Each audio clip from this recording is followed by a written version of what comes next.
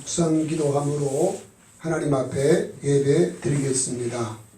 여호와께 감사하고 그의 이름을 불러 아뢰며 그가 하는 일을 만민 중에 알게 할지어다. 그에게 노래하며 그를 찬양하며 그의 모든 기이한 일들을 말할지어다. 그의 거룩한 이름을 자랑하라.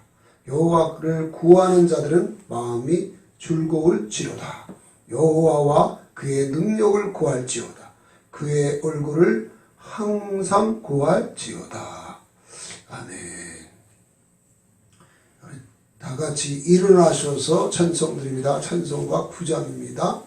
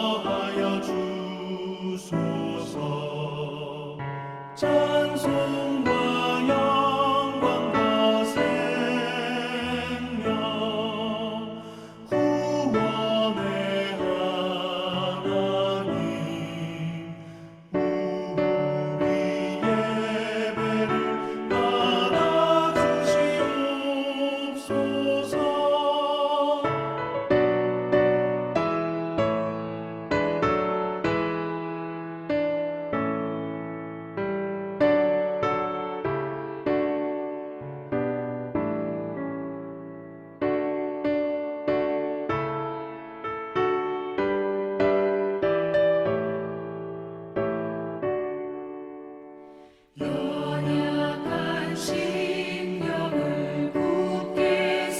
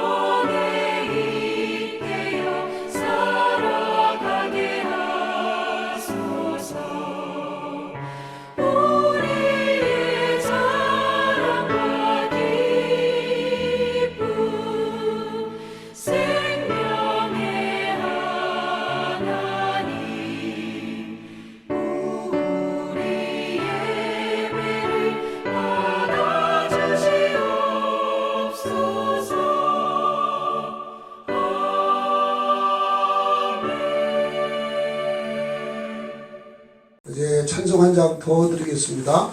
찬송가 310장입니다.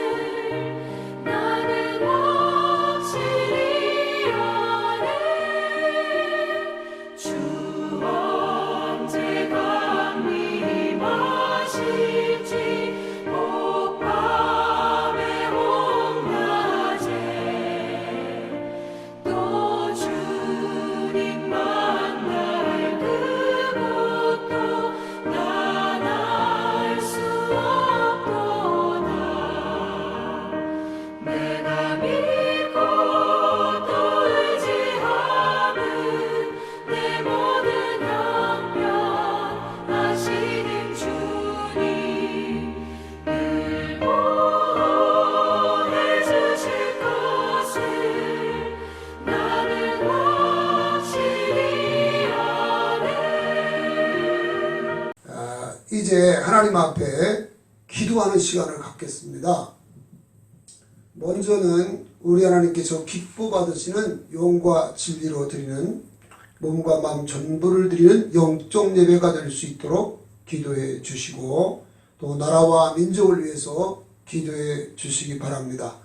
이제 새로운 정부가 세워지는데 이 정권이 이양되는 과정에서 은혜롭게 모든 일이 이루어질 수 있도록 기도해 주시고 또 코로나가 이제 창궐하지만 이제 본격적으로 위드 코로나 정책을 시행할 것 같은데 그래서 일상이 회복되면서 모든 예배가 회복될 수 있도록 기도해 주시기 바랍니다.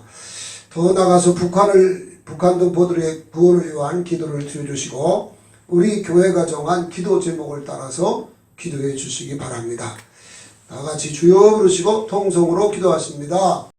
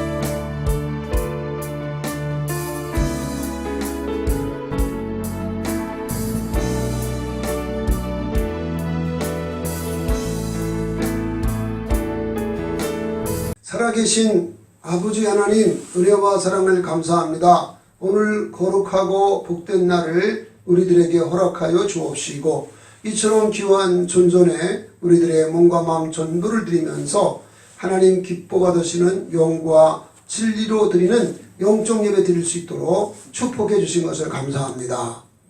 한 주간 지나면서 가족들 사이에서 또 직장에서 알게 모르게 마음으로 생각으로 언어로 행동하는 범한 죄가 얼마나 많았겠는지요. 주님 아시겠사오니 우리에게 회개의 영을 부어주셔서 진정으로 회개케 해주시고, 나 중심이 아닌 주님 중심으로, 말씀 중심으로, 그리고 성령의 인도 따라 신령한 자로 살 수 있는 우리 모두가 되게 하여 주옵소서. 이 시간 아버지 앞에 찬양을 드리고 기도를 드리고 그리고 몸과 마음 전부를 드린 영적 예배로 영광 돌리도록 연약함을 도우시는 성령님, 우리를 모든 진리로 인도하신 성령이여 오시옵소서. 충만한 가운데 말씀하여 주심으로 복음이 영화롭게 되게 하옵소서. 예수 그리스도의 이름으로 축복하고 기도드리옵나이다. 아멘. 다 같이 하나님 앞에 신앙 고백 드리겠습니다. 사도신경 신앙 고백 드립니다. 나는 전능하신 아버지 하나님, 천지의 창조주를 믿습니다. 나는 그의 유일하신 아들 우리 주 예수 그리스도를 믿습니다. 그는 성령으로 잉태되어 동정녀 마리아에게서 나시고 본디오 빌라도에게 고난을 받아 십자가에 못 박혀 죽으시고 장사된 지 사흘 만에 죽은 자 가운데서 다시 살아나셨으며 하늘에 오르시어 전능하신 아버지 하나님 우편에 앉아 계시다가 거기로부터 살아있는 자와 죽은 자를 심판하러 오십니다. 나는 성령을 믿으며 거룩한 공교회와 성도의 교제와 죄를 용서받는 것과 몸의 부활과 영생을 믿습니다. 아멘. 이 시간 주시는 하나님의 말씀 보시겠습니다. 하나님의 말씀은 고린도전서 9장 16절로 23절입니다. 제가 봉독해 드리겠습니다. 내가 복음을 전할지라도 자랑할 것이 없음은 내가 부득불 할 일임이라. 만일 복음을 전하지 아니하면 내게 화가 있을 것이로다. 내가 내 자유로 이것을 행하면 상을 얻으려니와 내가 자유로 아니한다 할지라도 나는 사명을 받았노라. 그런즉 내 상이 무엇이냐? 내가 복음을 전할 때에 값없이 전하고 복음으로 말미암아 내게 있는 권리를 다 쓰지 아니한 이것이로다. 내가 모든 사람에게 자유로우나 스스로 모든 사람에게 종이 된 것은 더 많은 사람을 얻고자 함이라. 유대인들에게는 내가 유대인과 같이 된 것은 유대인들을 얻고자 하며 율법 아래 있는 자들에게는 내가 율법 아래 있지 아니하나 율법 아래에 있는 것 같이 된 것은 율법 아래에 있는 자들을 얻고자 하며 율법 없는 자에게는 내가 하나님께는 율법 없는 자가 아니요 도리어 그리스도의 율법 아래에 있는 자이나 율법 없는 자 같이 된 것은 율법 없는 자들을 얻고자 함이라. 약한 자들에게 내가 약한 자 같이 된 것은 약한 자들을 얻고자 하며 내가 여러 사람에게 여러 모습이 된 것은 아무쪼록 몇 사람이라도 구원하고자 함이니 내가 복음을 위하여 모든 것을 행함은 복음에 참여하고자 함이라. 아멘. 네, 예배하는 우리 중에 우리가 믿고 섬기는 성부, 성자, 성령, 삼위 하나님께서 임재하심을 믿으시기 바랍니다. 우리의 찬양 중에, 기도 중에, 말씀 중에 성령으로 충만한 가운데 기름 부어 주셔서 복되게 할 것을 믿으시기 바랍니다. 저와 여러분이 함께 읽은 본문 말씀에는 사도 바울이 복음을 전한 자세가 소개되어 있습니다.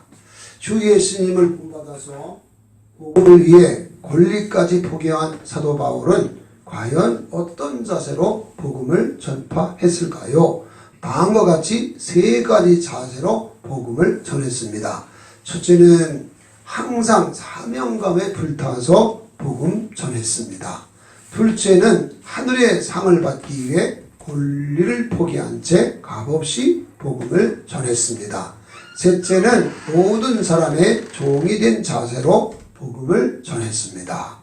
지금부터 이 말씀을 성령의 나타나심과 능력으로 선포할 때에 성령께서 우리 가운데 충만하신 가운데 우리를 모든 진리 가운데로 인도해 주실 것을 믿으시기 바랍니다. 첫째로 항상 사명감에 불타서 복음을 전했습니다. 주 예수님께서 온 천하에 다니며 만민에게 복음을 전파하라 말씀하셨습니다. 그러므로 모든 성도는 복음을 전할 사명을 받은 것입니다.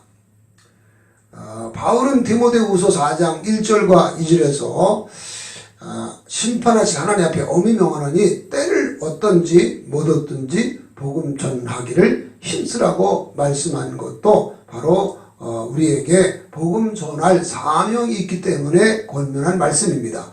주님께서 십자가에 못 박혀 죽으시고 부활 승천하심으로 모든 사람을 구원받게 하셨습니다. 그러나 우리가 복음을 전해야만 멸망당한 사람들이 그 복음을 듣고 구원받을 수 있기 때문에 우리에게 복음 전할 사명을 주신 것입니다. 그러나 사명감에 불타서 복음 전하는 성도는 그리 많지 않은 것 같습니다. 자, 그런데 16절과 17절을 보십시오. 여기 16절에 보면 내가 복음을 전할지라도 자랑할 것이 없으면 내가 부득불할 일임이라. 만일 복음을 전하지 아니하면 내게 화가 있을 것이로다 말씀을 했습니다. 여기서 말하는 부득불해야 할 일이란 반드시 기필코 해야 할 일이라는 것입니다. 복음을 전하지 않으면 내게 화가 있을 것이라고 생각했기 때문인 것입니다. 에스겔서 3장을 보면 하나님께서 에스겔을 파수꾼으로 세워주시고, 그리고 이제 어떤 죄인에게 너는 그 죄로 말미암아 죽을 것이라 이 말씀을 가서 전해라 그랬는데, 그 사람에게 에스겔이 복음을 전하지 않는 그 사람은 그 사람의 죄 가운데 죽을지라도 그 사람의 핏값을 너에게서 찾겠다고 말씀한 것을 보게 됩니다. 그와 같이 우리가 주변에 있는 사람들에게 복음을 전하지 않아서 그들이 멸망길을 간다면 그 사람은 그 사람의 죄 때문에 지옥 형벌을 당하게 된 거지만, 우리에게는 핏값을 찾아서 그 사람의 핏값을 우리에게 찾게 되어 있다는 것이죠. 바울도 내게 복음을 전하지 않으면 내가 화를 당할까봐 한다는 말은 바로 그런 의미입니다. 그러나 주님께서 사도 바울이 복음을 전한 것은 화를 당할까봐 두려워서 부득불 복음을 전한 것은 아닙니다. 주님께서 주신 사명감 때문에 그렇게 항상 복음 전하기를 힘썼던 것입니다. 사도 바울은 사도행전 14장을 보면 루스드라에서 복음을 전할 때에 안디옥과 이고니온에서 유대인들이, 이 과격파 유대인들이 왔어요. 그래가지고 무리를 충동해가지고 바울을 돌로 쳤습니다. 죽으라고 돌로 친 거죠. 그런데 바울이 그들이 던진 돌에 맞아서 기절을 했습니다. 근데 저들은 바울 사도가 죽은 줄 알고 그 몸을 끌어다가 시외로 끌어다가 버렸습니다. 그런데 그의 제자들이 그를 둘러서 있을 때 바울의 빛이 일어났습니다. 얼마나 죽으라고 돌에 맞았으니까 얼마나 몸이 쑤시고 아팠겠습니까? 그런데 그 이튿날 일어나서 더베로 가서 복음을 전했다고 했습니다. 이것이 그가 항상 사명감에 불타서 복음을 전한 증거인 것입니다.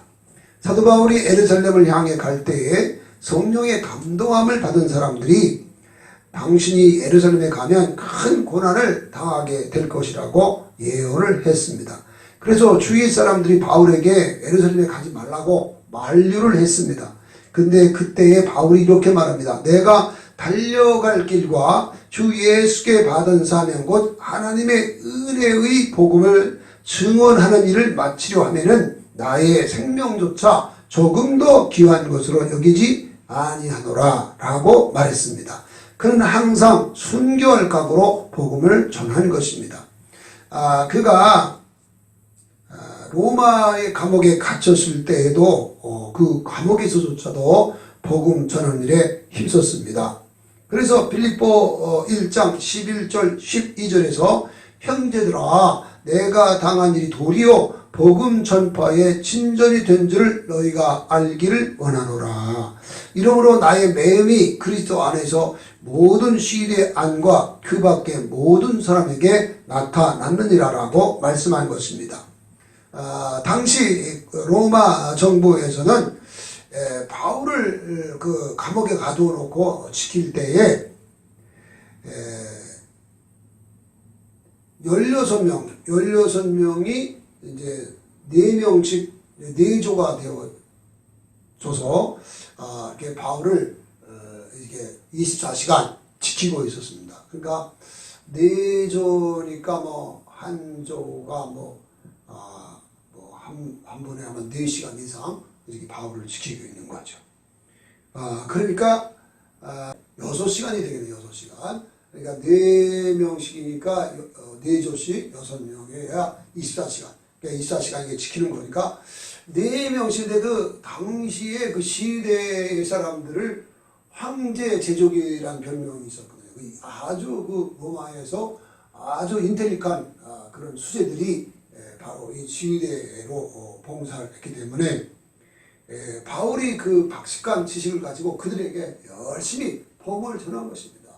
그 사람들이 알아듣기 쉽도록 감옥에 있으면서 자기를 지키는 자들에게 이런 말 저런 말을 해가지고 복음을 전해가지고 수많은 사람이 근데 뭐 4명씩 6명이니까 얼마나 6시간이니까 뭐 얼마나 하나님이 복음을 전할 기회를 잘 준 거예요.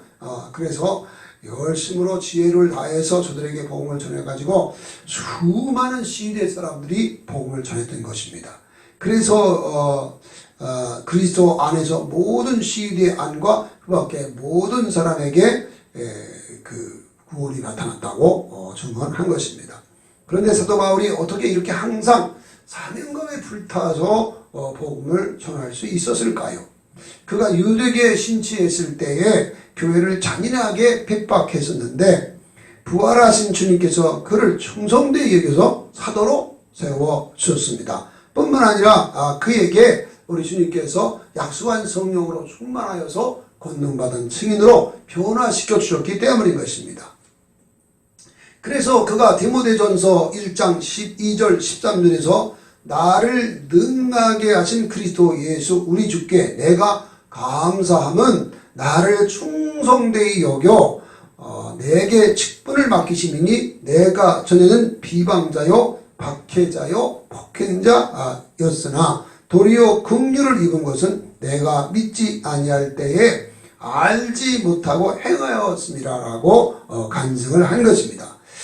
다른 사도들도 오순절날 약속하신 성령의 충만함을 입어 권능받은 증인된 후에는 항상 사명감에 불타서 복음을 전했습니다. 왜 성령으로 충만해서 권능받은 증인되면 항상 사명감에 불타서 복음을 전하게 될까요?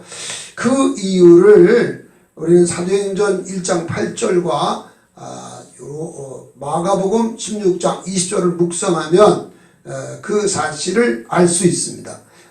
사도행전 1장 8절은 오직 성이 너에게 임하시면 너희가 권능을 받고 예루살렘과 온 유대와 사마리아와 땅 끝까지 이르러 내 증인이 되리라 하는 말씀이죠. 그 말씀은 우리에게 성령 충만해서 권능받은 증인 다음에 열심으로 예루살렘 또 유대 사마리아 땅까지 복음 증거하라는 말이 아니고요. 복음을 증거하도록 하는 증인으로 변화가 된다는 것입니다. 아예 사람 자체가 권능받은 증인으로 변화됐기 때문에 그냥 어디 가도 나도 복음을 전하는 사람이 된다는 것입니다. 그래서 마가복음 16장 20절에 보면 제자들이 두루나가 복음을 전파할세 주께서 함께하사 따르는 표적으로 말씀을 확실히 증언하시니라 이렇게 말씀하고 있습니다.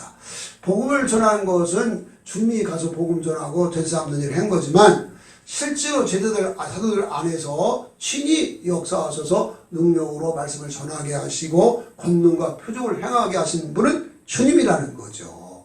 그러니까 성령 충만해서 권능받은 증인 되면 주님이 우리의 주인 되셔서 우리 안에 친히 사시는 역사가 일어나기 때문에 주의 인도 따라서 이렇게 복음을 사명감에 불타서 복음 전하는 사람이 될 수 있다는 것입니다.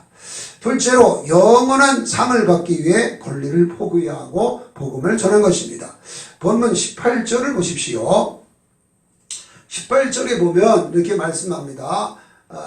그런즉 내 상이 무엇이냐? 내가 복음을 전할 때 값없이 전하고 복음으로 말미암아 내게 있는 권리를 다 쓰지 아니한 이것이로다 라고 말씀했습니다.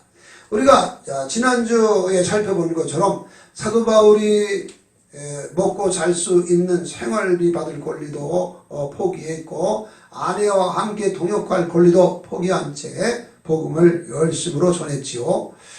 왜 그랬느냐? 오늘 이유를 말씀한 겁니다. 그래야 하늘의 상을 받을 수 있기 때문이라는 것입니다. 우리가 여기서 두 가지 의구심을 제기할 수 있습니다. 하나는 하늘의 상 받는 것이 왜 그렇게 중요하냐는 것입니다. 또한 상 받기 위해서 왜 권리를 포기해야 하느냐 하는 것입니다.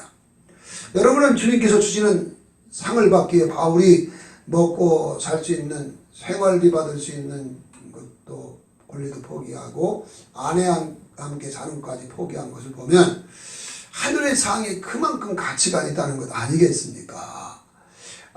그런데 왜 주님께서 주시는 상이 그렇게 중요하냐는 것입니다. 모든 사람은 하나님의 청직입니다. 생각해 보세요. 이 땅에 사람들이 누가 주님 가지고 생명을 삽니까? 하나님 준 생명이에요.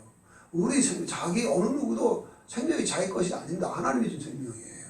그리고 하나님이 주신 건강, 하나님이 주신 재능, 능력 다 이 하나님 주신 것입니다.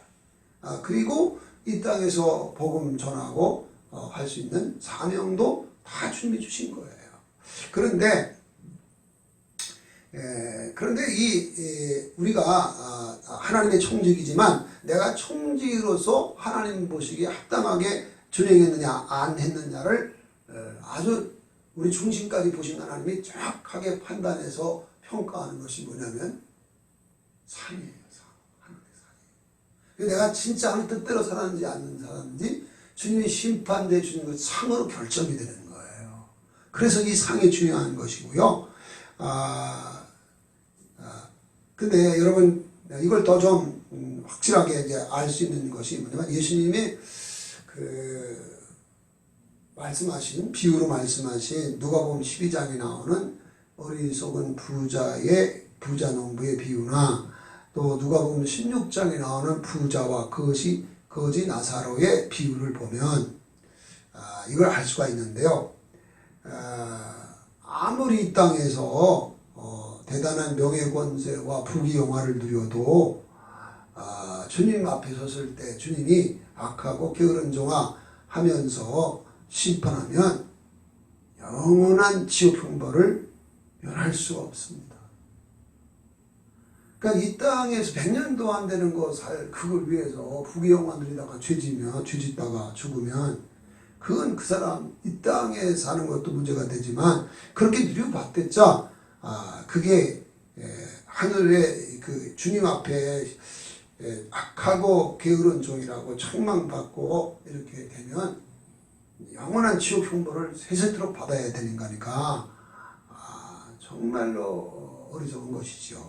그러나 거지 나사로처럼 거지 없고 또 병들었고 그랬어도 주님 심판대 앞에서 착하고 충성된 종아 네가 하늘의 충성했으니 내가 큰 것으로 네게 맡기리니 너는 주인의 즐거움에 참여할지어다 하고 축복해 주시면요 주님과 함께 천국에서 세세토록 왕노릇하는 영광을 누리게 되어지는 것입니다.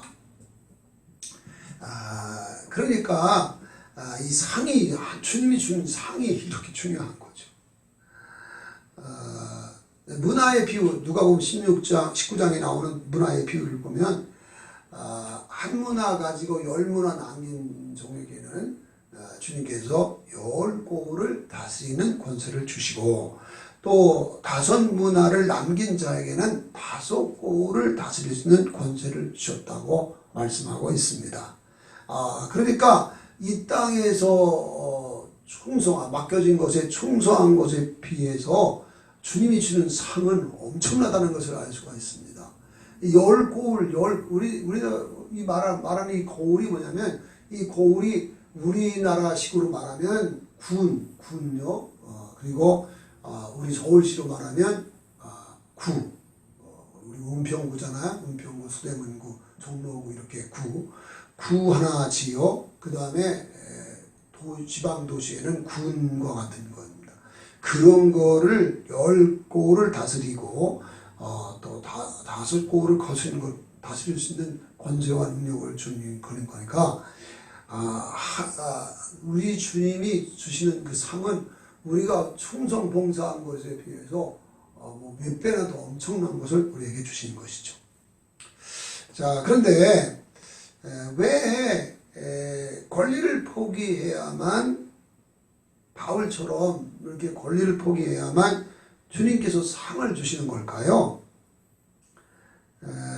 여러분이 요즘 그 마가복음 묵상에서 알겠지만 야고보와 요한 사도가 주님 앞에 나와서 주님이 영광 중에 임하실 때 우리 형제를 좌편과 우편에 앉게 해달라고 기도한 것을 알 겁니다. 그때 주님께서 그들을 향하여서 너희는 너희가 구하는 것을 알지 못하는도다.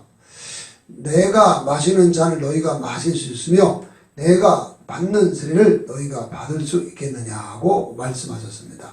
여기서 말씀하시는 주님의 마시는 잔과 세례는 주님과 함께 십자가에 못 박혀 죽는 것을 의미합니다.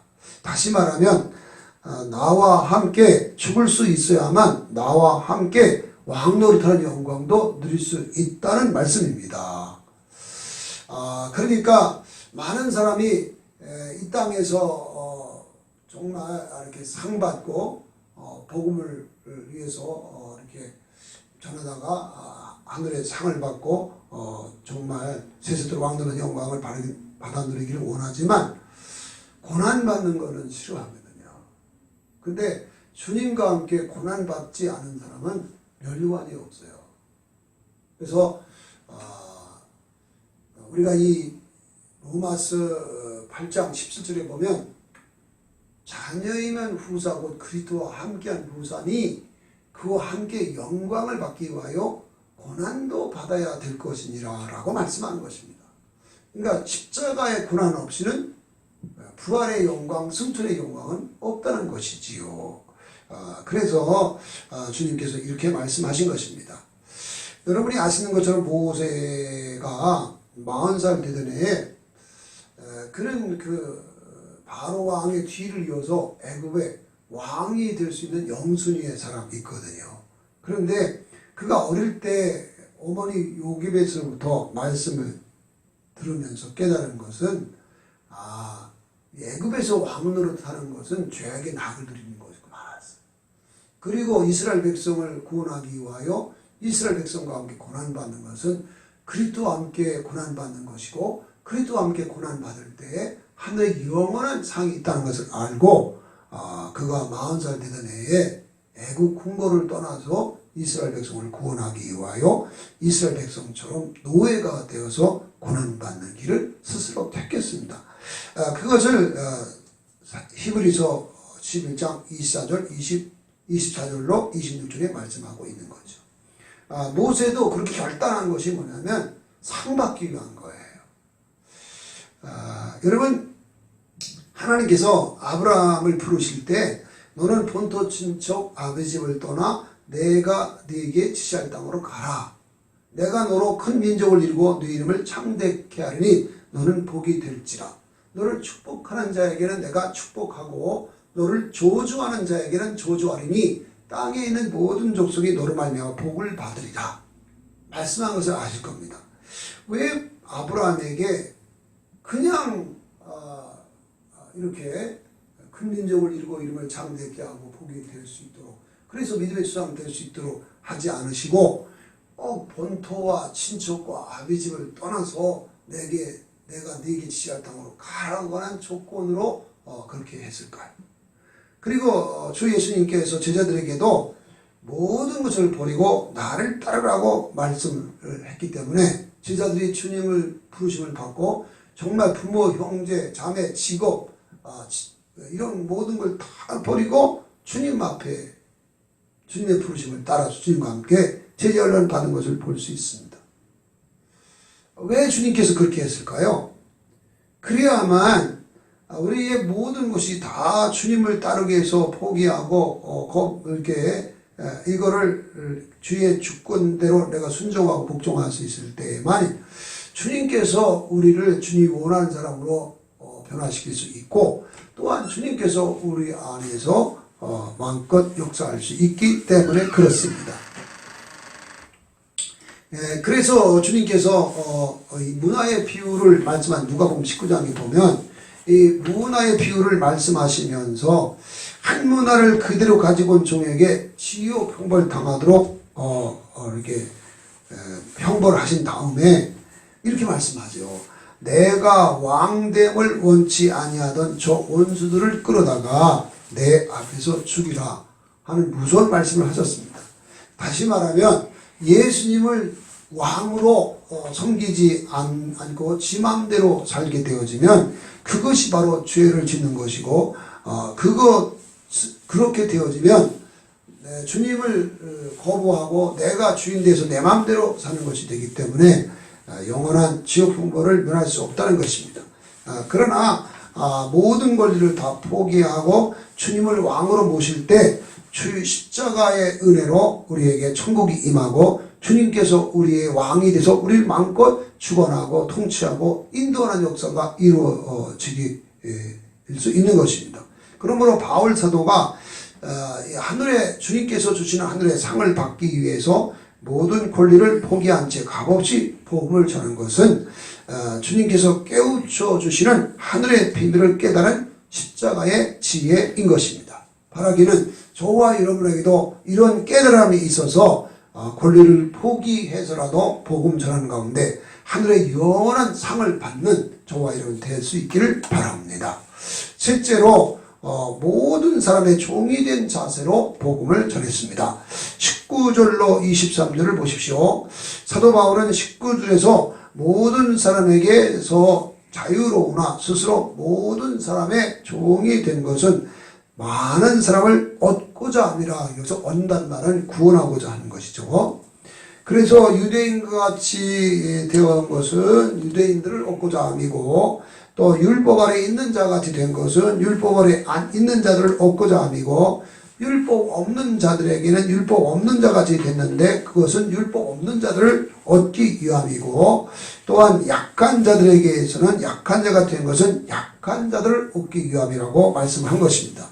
이와 같이 사도 바울이 여러 사람에게 여러 사람과 같이 된 것은 아무쪼록 몇 사람이더 더 구원하고자 하는 구원용렬의 열정인 것입니다.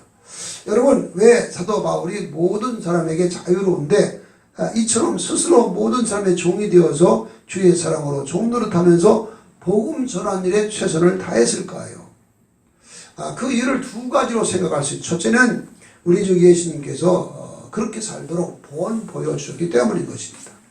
여러분, 우리 주 예수님께서 천국에서 아버지 하나님과 함께 천군 천사들에게 경배 찬양 받으면서 사셨던 분인데 왜 하늘 영광 다 버리시고 낮고 천한 인간의 몸을 입고 오셔서 종처럼 자기 자신을 낮추고 그리고 십자가에 우리 죄를 대속하기 위해 대신 저주받고 죽으셨습니까? 두 가지 때문이죠.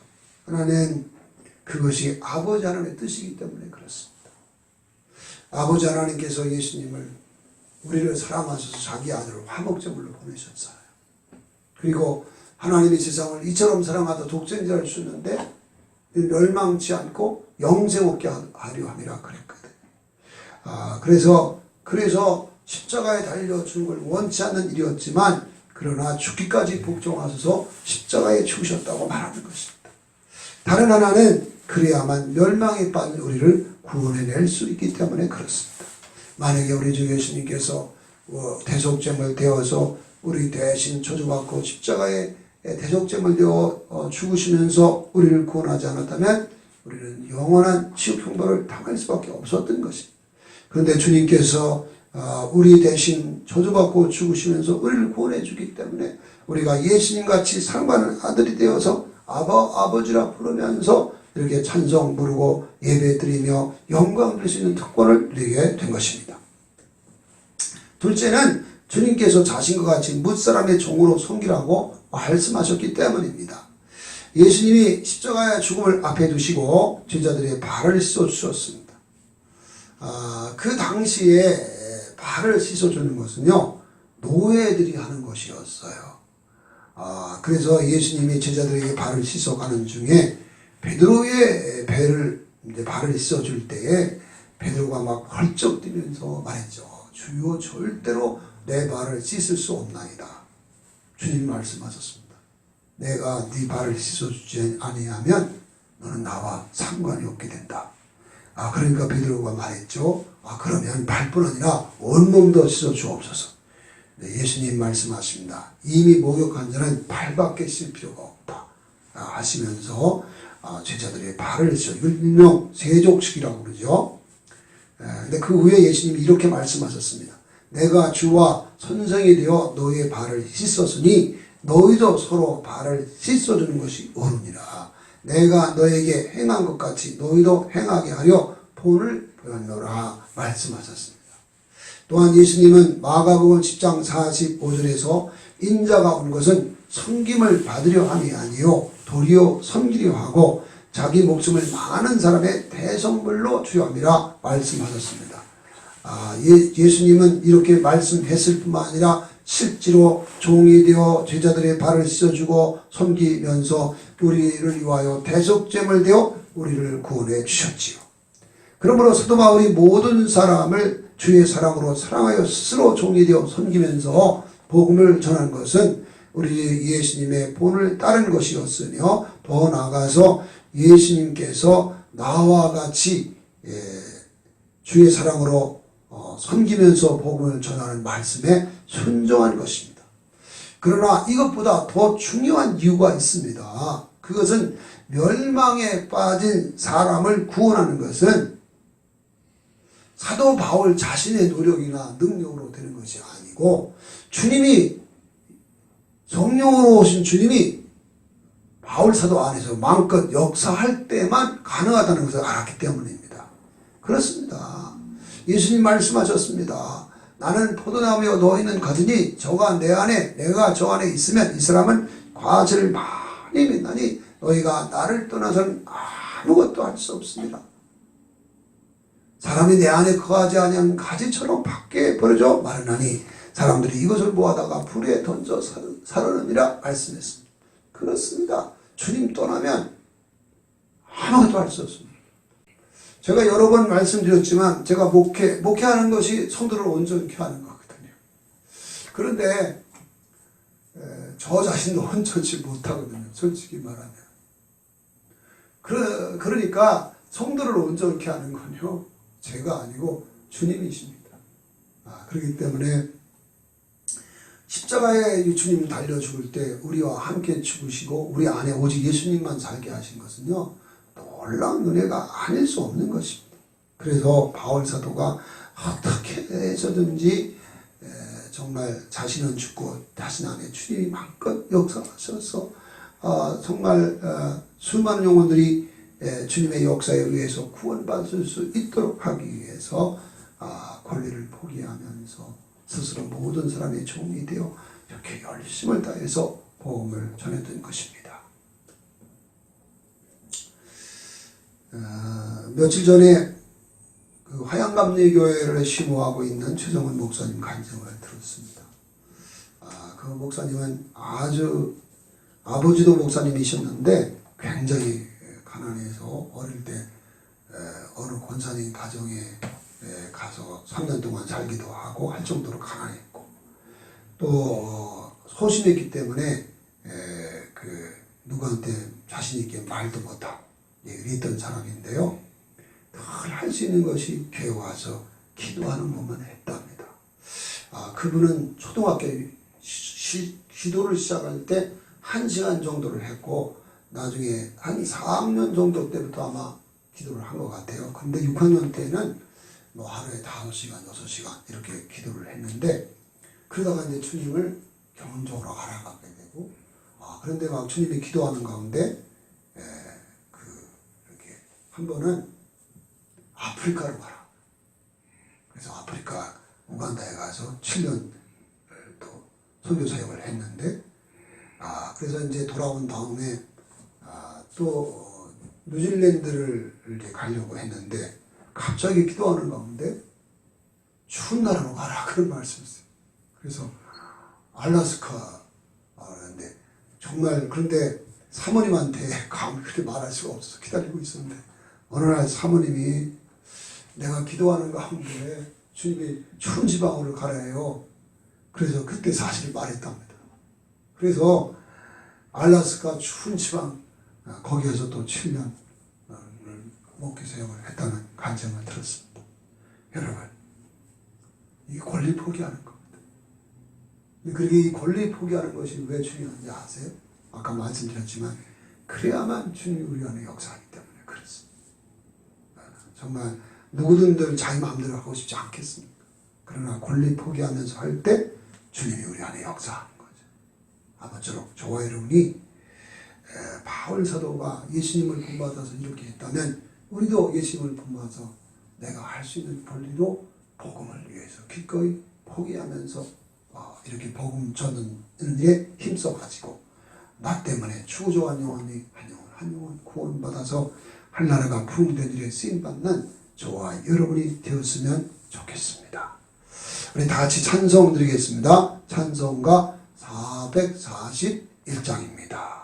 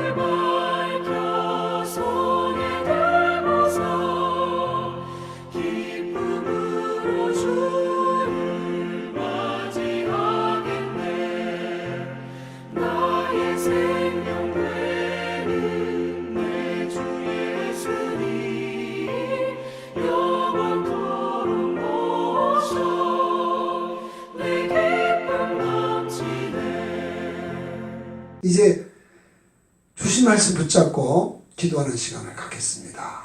자, 오늘 이 시간 우리는 바울 사도에게서 복음 전환 자세를 배웠습니다. 항상 사명감에 불타서 복음을 전했고 또 영원한 상을 받기 위해서 권리를 포기한 채 복음을 전했습니다. 그리고 모든 사람에게 스스로 종이 되어 복음을 전했습니다.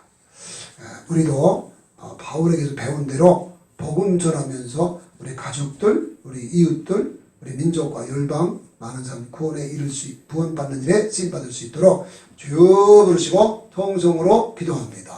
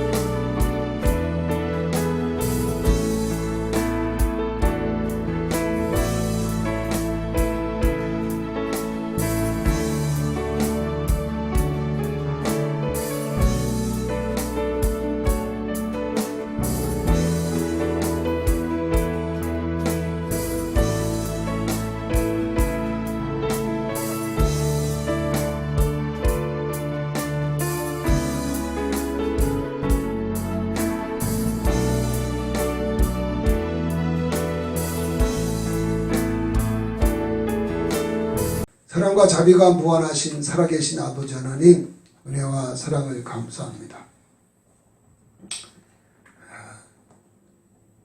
죄악에 빠져서 아담과 함께 영원한 지옥 형벌 당할 수밖에 없는 우리 하나님 아버지께서 사랑하소서 자기 아들을 화목제물로 보내주셨고, 화목제물로 보내신 받은 주 예수 그리스도께서는 근본 하나님의 본체이시지만 하나님과 동등됨을 취할 것으로 여기지 아니하시고 오히려 종의 형체를 가져 사람들과 같이 되셨고 자기를 낮추시고 십자가에 못 박혀 죽으셨습니다.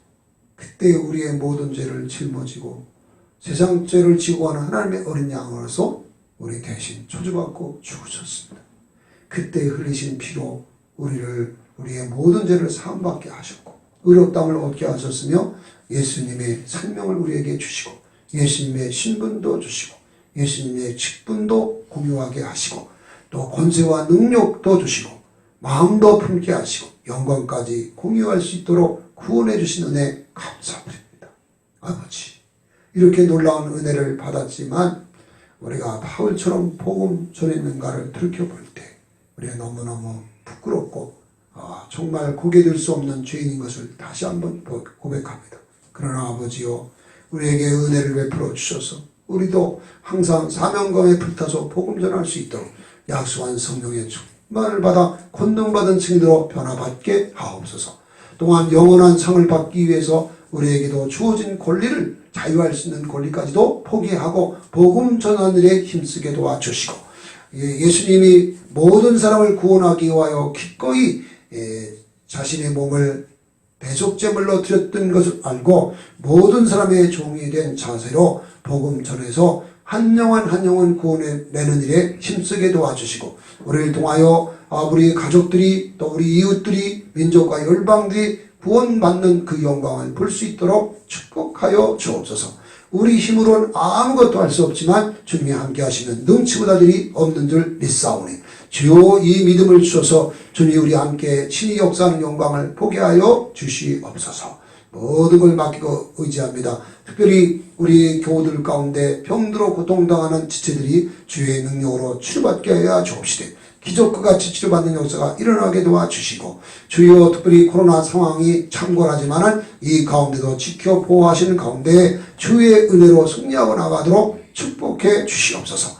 귀한 예물을 드립니다. 기쁨으로 받아주옵시되 우리 성도들의 중심까지 받아주시고 말씀에 약속하신 은혜와 복을 넘치게 하소서. 삶의 현장에서 더욱더 우리 하나님을 기쁘시게 하고 영화롭게 하는 심령들 다 되게 하옵소서. 예수 그리스도의 이름으로 축복하고 기도드리옵나이다. 아멘. 이제 교회 소식 알려드리겠습니다. 이미 광고 드린 대로 이번 주 한 주간하고 다음 주 한 주간, 두 주간에 걸쳐서 1시간 기도 운동을 합니다. 새벽에는 5시 반에 할 거고요. 저녁에는 8시에 하고 수요일은 7시 반에 나와서 되면 되겠습니다. 지금 정부에서도 이제 10명까지 모일 수 있도록 허용을 했고 영업시간도 12시까지 연장을 했습니다. 아마 17일 이후에는 모든 걸 다 이렇게 해방시켜 줄 거라고 말하니까 코로나를 끝까지 잘 조심하시고 이렇게 해서 정말 기도에 힘쓰므로써 우리 성도의 분모를 다하는 저와 여러분 됐으면 좋겠습니다. 다 같이 일어나셔서 주기도문 찬송 드리겠습니다.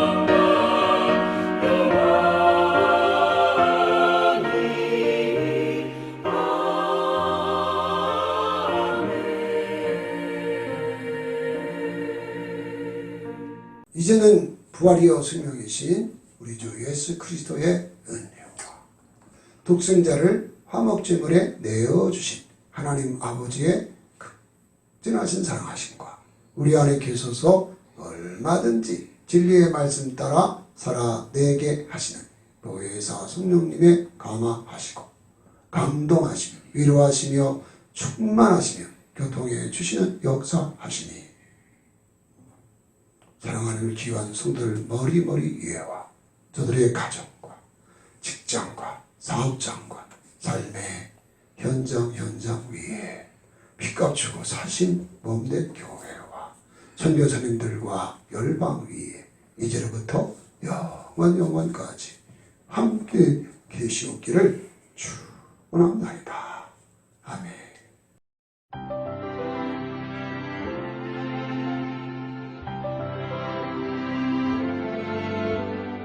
예수 오 그 이름 나는 말할 수 없네 그 이름 속에 있는 비밀을 그 이름 속에 있는 사랑을 그 사랑을 말할 수 없어서 그 풍부한 표현 못해서 비밀이 되었네 그 이름 비밀이 되었네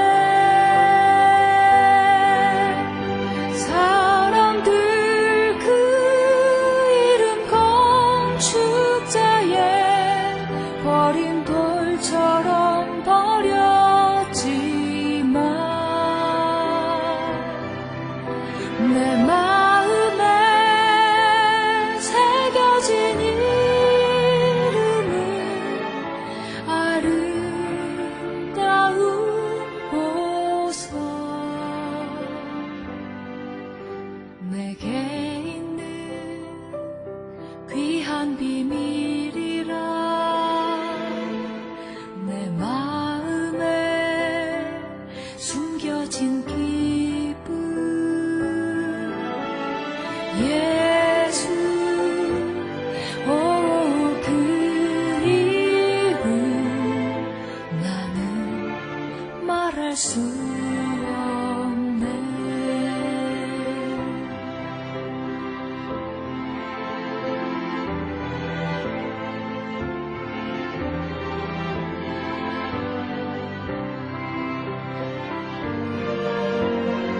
사람들 그 이름 건축자의 버린 돌처럼 버렸지만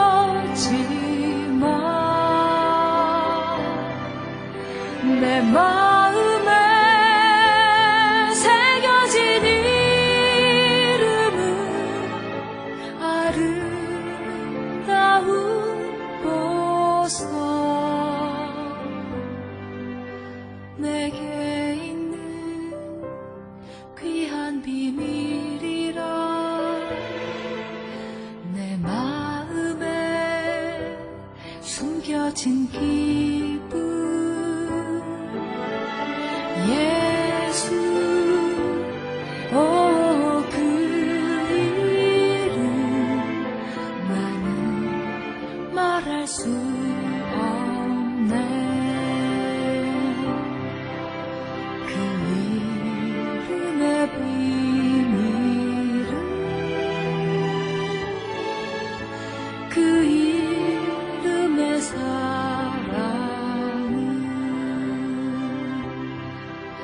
그 이름의 비밀은 그 이름의 사랑